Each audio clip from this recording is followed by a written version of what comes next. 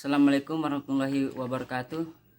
Sobat-sobat ambiar di luar sana. Kali ini saya akan memberikan sedikit ilmu tentang badan-badan usaha. Ini saya lakukan untuk memenuhi tugas hukum dagang dari Pak Zuhairi tercinta. Namun saya perkenalkan diri saya dulu. Nama saya Lalu Deni Hartawan dari kelas D1 Hukum Dagang Universitas Mataram. Saya akan menjelaskan badan-badan usaha. Pertama, bentuk-bentuk badan usaha itu. Satu, UD. Apa sih UD itu? UD adalah usaha dagang, yang artinya kegiatan membeli dan menjual barang kembali atau jasa dengan tujuan mencari keuntungan, termasuk menjadi perantara dari kegiatan tersebut. Bentuk UD ini lahir atau dibentuk atas keinginan sendiri yang mempunyai cukup modal untuk berusaha dalam bidang perdagangan di mana dia sudah merasa ahli. Cara mendirikannya juga sangat mudah. Cara-caranya yaitu satu. Pertama kan mengajukan permohonan meminta izin usaha kepada kepala kantor wilayah departemen perindustrian dalam perdagangan setempat. 2. Mengajukan permohonan izin tempat usaha ke pemerintah daerah setempat. Berdasarkan kedua surat izin tersebut, seorang sudah bisa untuk membuat usaha dagang yang dikehendakinya. 4. Mengajukan penerbitan MPWP. Ini adalah syarat-syaratnya atau cara mendirikannya. Sangat mudah kan? Jadi mari kita mendirikan usaha dagang kan. Contoh usaha dagang seperti biasa kan, peternakan sapi, usaha jual baju bekas, atau usaha jual aksesoris, jual alat tulis kantor. Itu adalah contoh-contoh dari badan usaha. Dari usaha dagang maksudnya. Sorry salah. Kedua adalah firma. Sebuah bentuk persekutuan untuk menjalankan usaha antara dua orang atau lebih dengan memakai nama bersama. Dua orang atau lebih dengan menggunakan nama bersama. Nah, proses pendiriannya juga sebagai berikut. Saya bacakan ya, atau saya jelaskan. Berdasarkan pasal 16 Kitab Undang-Undang Hukum Dagang, dijelaskan bahwa persekutuan firma adalah persekutuan yang diadakan untuk menjalankan suatu perusahaan dengan memakai nama bersama. Dasar hukum firma adalah pasal 16 sampai 35 Kitab Undang-Undang Hukum Dagang. Dalam pasal 22 KUHD, firma harus didirikan dengan akta otentik. Kalau Anda tidak tahu namanya otentik, sama. Nanti cari di Google ya. Pasal 23 KUHD dan pasal 28 KUHD menyebutkan setelah akta pendirian dibuat, maka harus didaftarkan. Ini harus didaftarkan dan di Kepanitraan Pengadilan Negeri dan diumumkan dalam Berita Negara Republik Indonesia. Agar semua orang tahu lah kan. Isi ikhtisar resmi akta pendirian firma dapat dilihat pada pasal 26 KUHD yang berbunyi 1. Nama kecil, pekerjaan dan tempat tinggal para sekutu firma.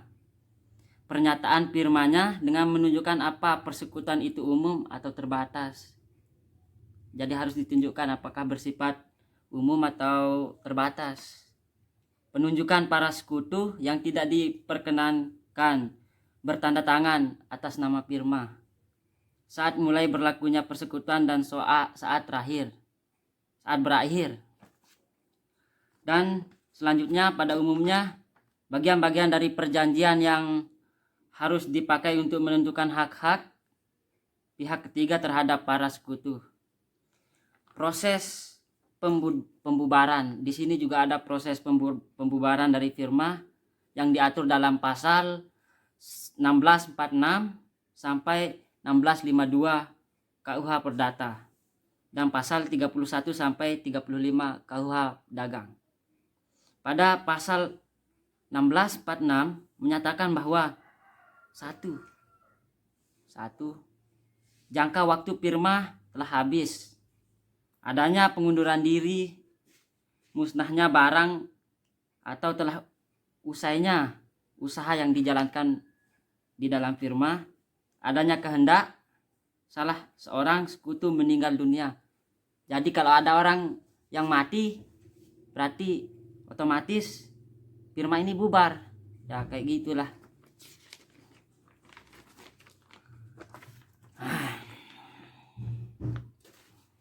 Nanti baru ya. Saya stop Nanti. Oh, lanjut dah ya. Ketiga, CV atau perseteruan komanditer adalah bentuk badan usaha kemitraan yang didirikan oleh 2 orang atau lebih, di mana para anggota memiliki tanggung jawab yang tidak terbatas dan anggota lainnya memiliki tanggung jawab yang terbatas. Ingat, anggotanya bisa memiliki wewenang yang terbatas, ada juga yang memiliki wewenang tidak terbatas. Jadi mohon bisa dimengerti dah.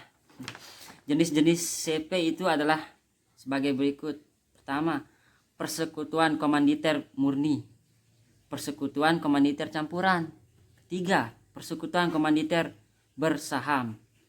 Prosedur pendiriannya juga sebagai berikut. Dalam KUH Perdata tidak ada aturan tentang pendirian, sehingga CP atau perseteruan komanditer ini dapat diadakan dengan lisan atau sepakat para pihak saja. Pasal 22 KUH dagang. Jadi bisa didirikan dengan kata sepakat atau bicaralah lisan atau berada di wilayah pemukiman. Nggak usah bikin PT di tengah sawah, ngapain kan. 3. Siap disurvei kan. Mekanisme pendiriannya juga harus menggunakan akte resmi. Di sini harus menggunakan akte resmi dari notaris. Persero terbatas, tidak bertentangan dengan ketertiban umum. Akte pendirian memenuhi syarat yang ditetapkan undang-undang. Paling sedikit modal yang ditetapkan adalah 25% dari modal dasar sesuai Undang-Undang Nomor 1 Tahun 1995 dan Undang-Undang Nomor 40 Tahun 2007. Keduanya tentang PT atau persero terbatas. Contoh PT di sini adalah PT Dejarum misalkan, PT Gudang Garam dan PT-PT lainnya dah. Pokoknya ini PT paling banyak contohnya atau paling sering kita jumpai. 5. Koperasi.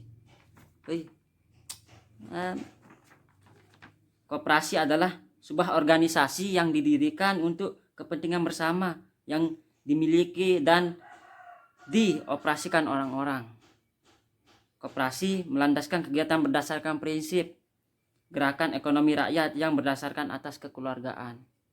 Prinsipnya adalah suatu sistem ide-ide abstrak yang merupakan petunjuk untuk membangun koperasi yang efektif.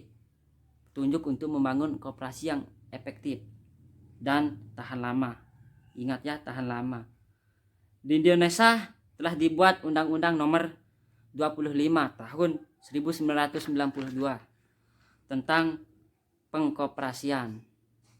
Prinsipnya adalah 1. Keanggotaan bersifat sukarela atau terbuka. Jadi harus sukarela dah atau terbuka. Dikelola secara demokrasi. 3. Partisipasi anggota dalam ekonomi. Anggotanya harus berpartisipasi dalam ekonomi di sini. 4. Kebebasan dan otonomi. 5. Mengembangkan pendidikan, pelatihan dan informasi. Dan yang terakhir, modal terdiri dari simpanan pokok dan tidak ada kesalahan kata karena saya tidak menyinggung siapapun. Saya akhiri. Assalamualaikum warahmatullahi wabarakatuh. Waalaikumsalam.